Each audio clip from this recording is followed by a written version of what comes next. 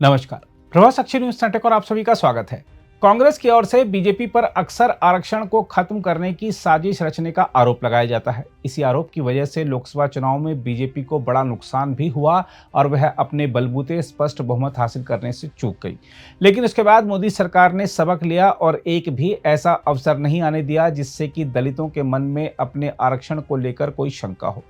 हाल ही में supreme court की टिप्पणियों की वजह से एससी और एसटी वर्ग के मन में आशंकाएं पनपी तो मोदी सरकार ने साफ कर दिया कि एससी और एसटी वर्ग के आरक्षण पर कोई आंच नहीं आने दी जाएगी।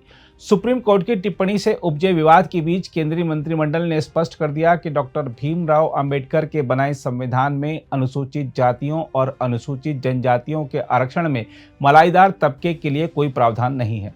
देखा जाए तो मोदी सरकार का यह स्पष्टीकरण आरक्षण के मुद्दे को लेकर समाज में भ्रम फैलाने वालों पर करारी चोट कर गया। इसके अलावा इसी साल अगस्त में एक और अवसर आया जब दलितों के मन में आशंकाएं पनपाने का काम किया गया। दरअसल केंद्रीय सेवाओं में लेटरल एंट्री के मुद्दे को उठाते हुए विपक्ष ने कहा कि यह दलितों और पिछड़ों को आरक्षण से वंचित करने की साजिश है।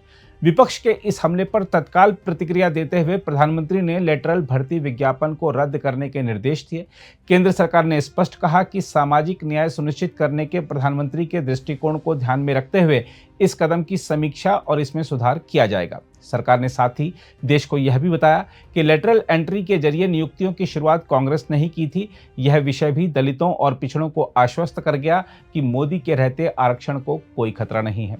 इसके अलावा लोकसभा में विपक्षी नेता राहुल गांधी ने आरक्षण के मुद्दे पर ऐसा बयान दे दिया जिससे कि बीजेपी को कांग्रेस पर हमला करने का बड़ा मौका मिल गया। दरअसल विदेश दौरे के दौरान राहुल गांधी ने एक सवाल के जवाब में आरक्षण खत्म करने की बात कह दी। उनका यह बयान देखते ही देखते वायरल हो गया। कांग्रेस और राहुल गांधी तमाम सफाई और स्पष्टीकरण देते रहे, लेकिन यह मुद्दा तूल पकड़ चुका था। राहुल गांधी के इस बयान को इस तरह से पेश किया गया जैसे कांग्रेस तत्काल आरक्षण खत्म करना चाहती है। प्रधानमंत्री नरेंद्र मोदी ने इसके बाद अपनी हर सभाओं में कहना शुरू कर दिया कि कांग्रेस कान खोलकर सुन ले, जब तक मोदी है तब तक बाबा साहेब अम्बेडकर के दिए आरक्षण में से रत्ती भर भी लूट करने नहीं दूंगा। बीजेपी ने आरक्षण पर राहुल गांधी के बयान से उपजे विवाद को खूब तूल दिया, जिससे कांग्रेस को जम्मू कश्मीर और हरियाणा विधानसभा चुनाव में नुकसान उठाना पड़ा है। अगर आप जम्मू कश्मीर और हरियाणा विधानसभा चुनाव के परिणामों का विश्लेषण करेंगे तो पाएंगे कि बीजेपी ने जम्मू में अनुसूचित जाति के लिए आरक्षित सभी 7 सीटों पर कब्जा कर लिया है, जबकि हरियाणा में अनुसूचित जाति के लिए आरक्षित 17 में से 8 सीटों पर कब्जा किया है। यह दर्शाता है कि दलित समुदाय प्रधानमंत्री नरेंद्र मोदी और बीजेपी के साथ फिर खड़ा हो गया है।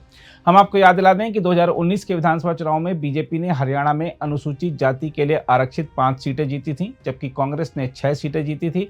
जम्मू और कश्मीर में 2014 के विधानसभा चुनाव में बीजेपी ने जम्मू में एससी के लिए आरक्षित 5 सीटें जीती थीं और कांग्रेस को 1 सीट मिली थी।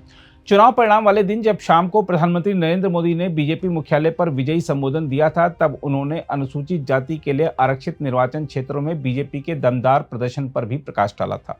देखा जाए तो हरियाणा में कांग्रेस को दलितों की भारी नाराजगी का सामना करना पड़ा है, क्योंकि उसने पूर्व केंद्रीय मंत्री और हरियाणा में पार्टी के सबसे बड़े दलित चेहरे कुमारी शैलजा की बजाय भूपेंद्र सिंह हुड्डा को सीएम पद के उम्मीदवार के रूप में पेश किया। हम आपको याद दिला दें कि हुड्डा के पिछले 2 कार्यकालों की पहचान जाटों के दबदबे के रूप में की जाती है। हुड्डा के कार्यकाल में दलितों के खिलाफ अत्याचार की घटनाओं, विशेषकर मिर्चपुर में 2 दलितों की हत्या की घटना लोगों के मन में ताजा थी। बीजेपी ने चुनाव प्रचार के दौरान इन घटनाओं का जिक्र तो किया ही, साथ ही कांग्रेस पर दलित पृष्ठभूमि के कारण शैलजा को हाशिए पर रखने का आरोप भी लगाया।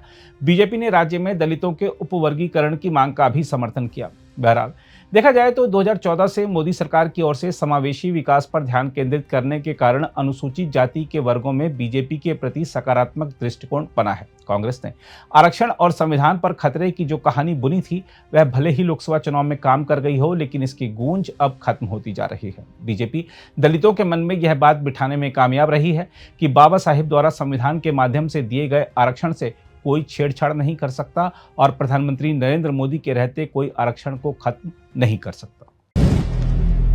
अगर आप भी लेना चाहते हैं देश दुनिया की तमाम जानकारी तो आज ही सब्सक्राइब करें हमारे चैनल को। साथ ही नीचे दिए बेल आइकन को जरूर दबाएं ताकि हर अपडेट आप तक पहुंच सके।